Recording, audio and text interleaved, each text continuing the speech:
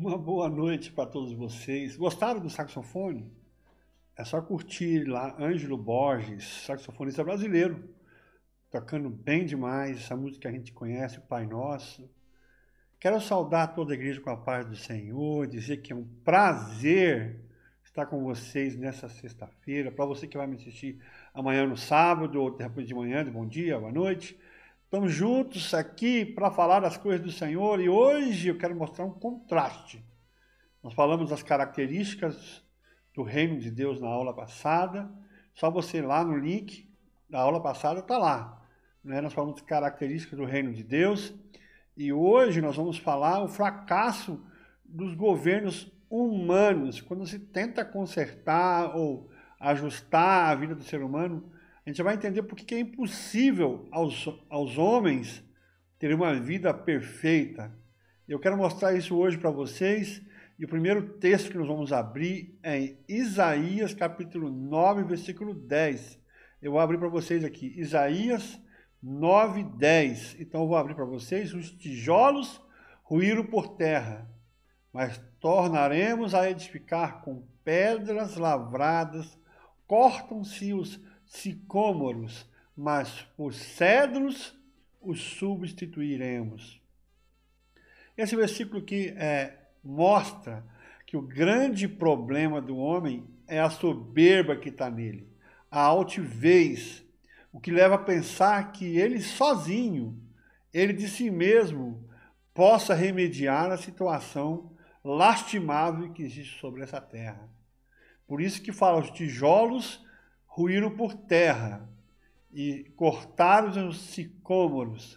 Seria impossível, meus irmãos, reconstruir o que foi destruído se não fosse a mão de Deus que feriu o povo por motivo do seu pecado. No caso aqui está falando do reino de Judá. O próprio Deus suscita um adversário contra o povo. Primeiro ele fala de Rezim. Olha o que ele fala no versículo 11. Portanto, o Senhor, quem? O Senhor suscita contra ele os adversários de Rezim e instiga os inimigos. Então, o próprio Senhor levanta primeiro o rei da Síria, que é Rezim. Se você ler o versículo 12, do oriente vêm os sírios, do ocidente os filisteus, e devoram a Israel à boca escancarada. Com tudo isso, não se aparta a sua ira, e a mão dele continua ainda estendida.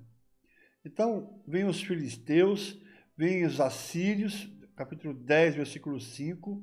Se você olhar o capítulo 10, no versículo 5, vem os assírios. Aí, ele fala, ai da Síria, cetro da minha ira.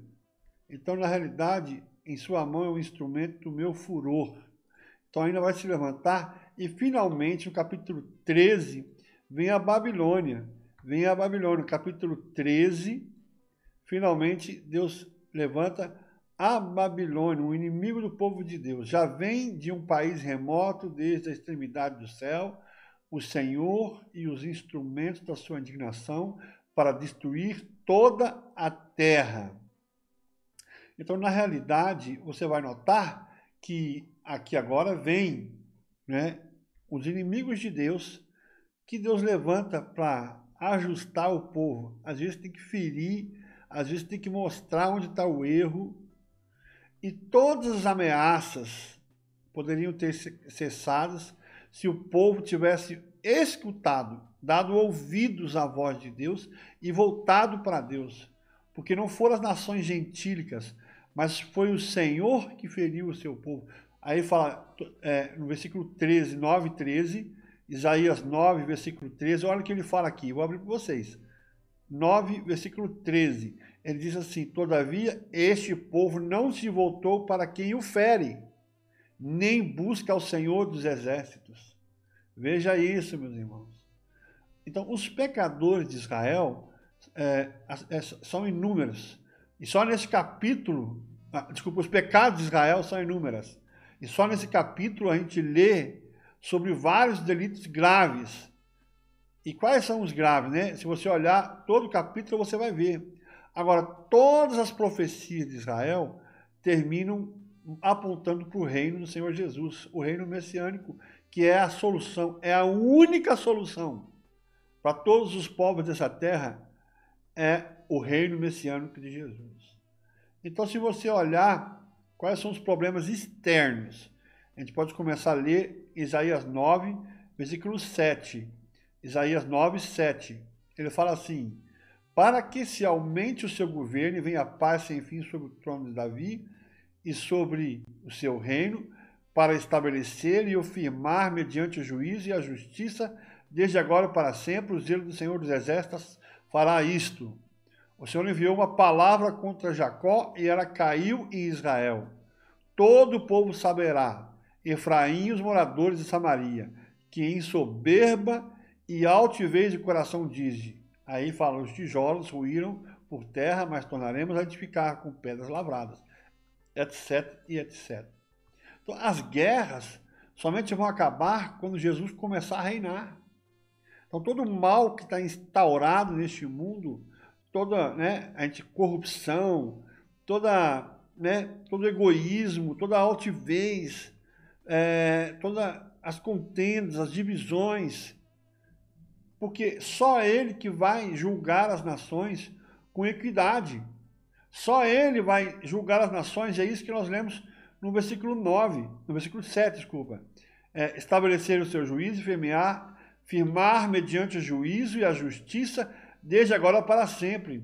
Então, na realidade, esse reino só vai vir, esse estado só vai acontecer quando Jesus vier para reinar sobre as nações. E se a gente olhar no versículo 5 desse mesmo capítulo, versículo 5, porque toda a bota com que anda o guerreiro no tumulto da batalha e toda a veste revolvida em sangue serão queimadas, servirão de pasto e ao fogo. Então, porque um menino nos nasceu, um filho se nos deu, o governo está sobre os seus ombros, e o seu nome será maravilhoso conselheiro, Deus forte para a eternidade, príncipe da paz, para que se aumente o seu governo e venha paz sem fim sobre o trono de Davi e sobre o seu reino. Então, na realidade, é isso que nós estamos ensinando. Agora, contudo, a ira dele não se apartou, e a mão dele continua, com tudo isso não se aparta a sua ira, e a mão dele continua estendida. Aí tem os problemas internos. O que acontece? O primeiro são os guias do povo, são enganadores. Os guias são enganadores que devoram o povo. Olha como isso tem sentido nos nossos dias. Olha o versículo 16. Porque os guias deste povo são enganadores. Seja eles, meus irmãos, políticos, mas principalmente na área espiritual. Quantos enganadores nos nossos meios. E os que por eles são dirigidos são devoradores. E no versículo 17... fala, pelo que o Senhor não se regozija com os jovens dele, e não compadece dos seus órfãos e das suas viúvas, porque todos eles são ímpios e malfazejos, e toda a boca profere doidices. Com tudo isso, não se aparta a sua ira, e a mão dele continua ainda estendida. Então, a maldade do povo destrói toda a terra. Veja o versículo 18. Porque a maldade lavra como um fogo, ela devora os espinheiros e os abrolhos, acende as brenhas do bosque, e estas sobem em espessas nuvens de fumaça. É isso. E por isso, meus irmãos, se você ler aqui, cada um se vira contra o seu irmão e devora a carne do seu próximo. Olha o que fala no versículo 19. Por causa da ira do Senhor dos Exércitos, a terra está abrasada, e o povo é pasto do fogo, ninguém poupa seu irmão. Abocanha à direita e ainda tem fome. Devora à esquerda e não se farta. Cada um come a carne do seu próximo. É isso. Cada um come a carne do seu próximo. Manassés ataca Efraim e Efraim ataca Manassés. Isso aconteceu. E ambos juntos atacam a Judá. Isso aconteceu. Com tudo isso, não se aparta a sua ira, e a mão dele continua ainda estendida. Então, se você olhar, isso de fato aconteceu. E aí no capítulo 10, no versículo 1, mostra que os juízos escrevem leis de opressão e negam a justiça ao seu próximo. Ai dos que decretam leis. Então, os juízes decretam leis injustas, dos que escrevem leis de opressão para negarem a justiça aos pobres, para arrebatarem o direito aos aflitos do meu povo, a fim de despojarem as viúvas e roubar os órfãos. É isso que está escrito aí.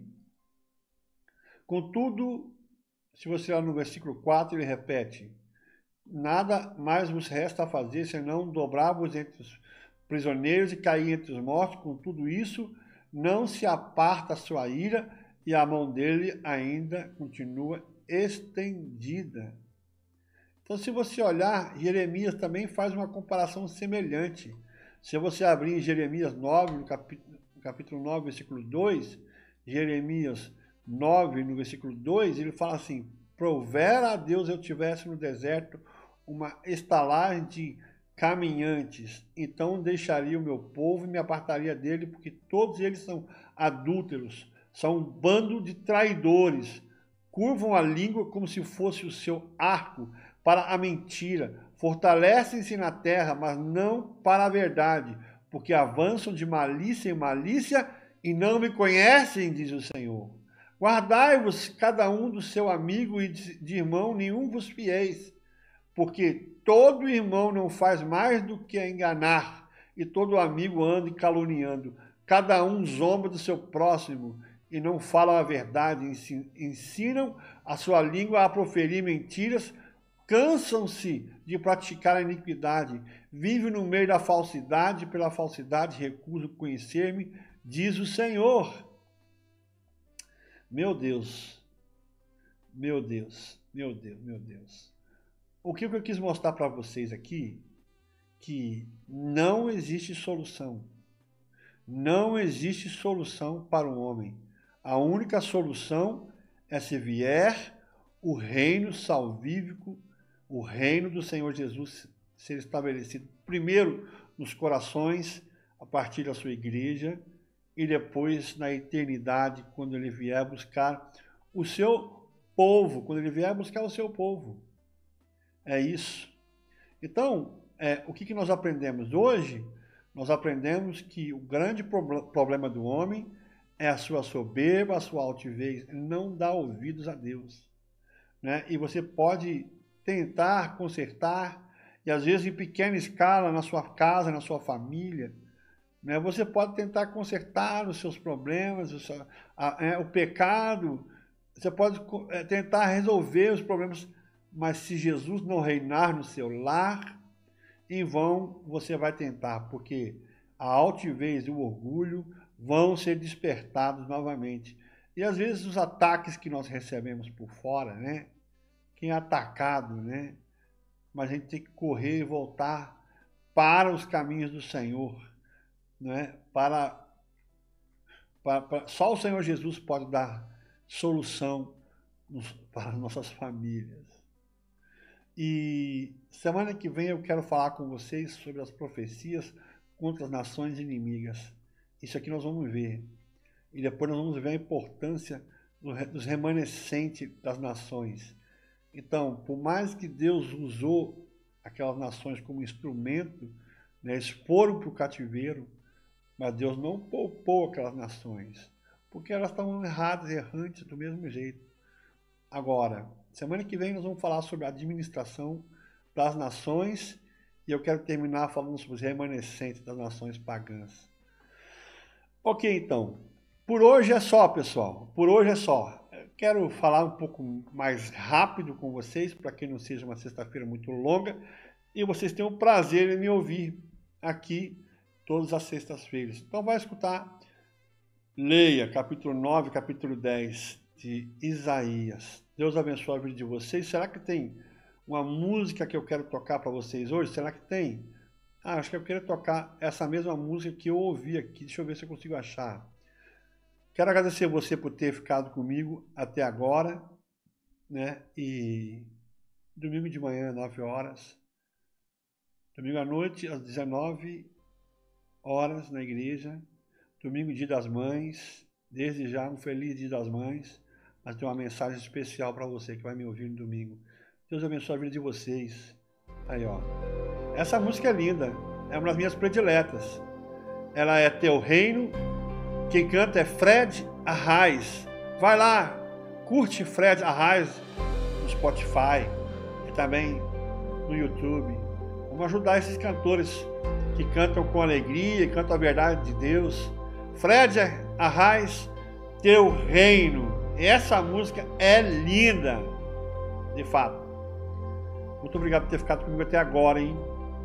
Até sexta-feira que vem. Tchau. Deus,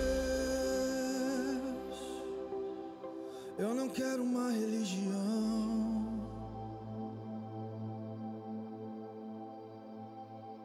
Deus,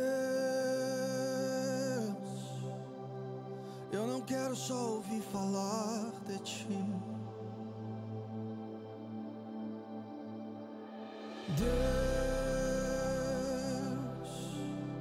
eu não quero só cantar uma canção. Deus, tudo que eu quero é tocar teu coração. Faz-me conhecer teu reino. Faz-me conhecer tua glória. Leva-me no mais profundo. Eu quero contemplar. Faz-me conhecer teu reino. Faz-me conhecer tua glória. Leva-me no mais profundo. Quero tua